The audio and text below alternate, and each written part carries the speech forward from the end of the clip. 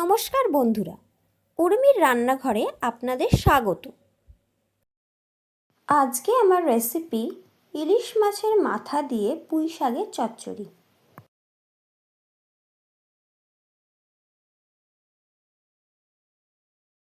আমি এখানে কিছু সবজি কেটে নিয়েছি। কচু, পেঁপে, আলু, কুমড়ো কেটে ভালো করে ধুয়ে নিয়েছি।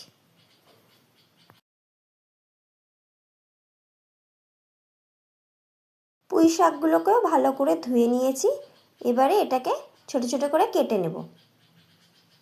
এবারে কড়াইতে সর্ষের তেল দিয়ে তার মধ্যে হলুদ, নুন দিয়ে দিলাম।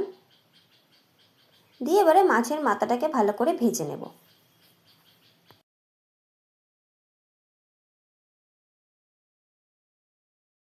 ইলিশ মাছের মাথা ভাজা হয়ে গেছে।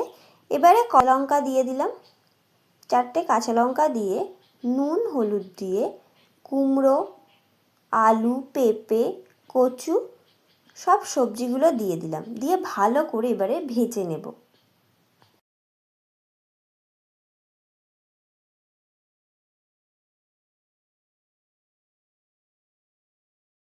ঢাকা দিয়ে ভালো করে ভেজে নেওয়া হয়ে গেছে। এবারে আগে থেকে কেটে রাখা পুঁই শাকগুলো এর মধ্যে দিয়ে দেব, দিয়ে ঢাকা দিয়ে দেব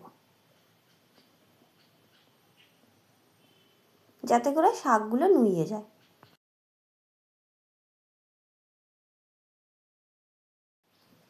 পুঁই শাকগুলো নুয়ে গেছে, আমার সবজিও সিদ্ধ হয়ে গেছে। স্বাদ অনুযায়ী চিনি দিয়ে দেব। এখানে আমি 2 চামচ সর্ষে বাটা ব্যবহার করেছি, বেটে নিয়েছি, সেটা এর মধ্যে দিয়ে দিই। সর্ষে বাটা দেওয়ার পরে ভালো করে সবজির সাথে মিশিয়ে নিয়ে মাছের মাথাটা এর মধ্যে দিয়ে দিই।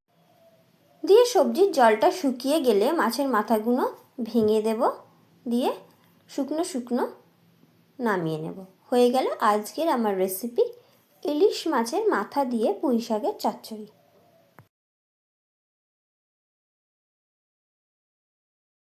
আমার এই রেসিপিটা কেমন লাগলো অবশ্যই জানাবেন। ভিডিওটা ভালো লাগলে লাইক ও শেয়ার করার অনুরোধ রইল।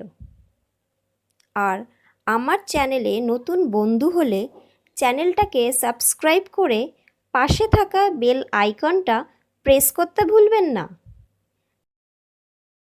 আজকের মতো এই পর্যন্ত। ভালো থাকবেন, সুস্থ থাকবেন। ধন্যবাদ।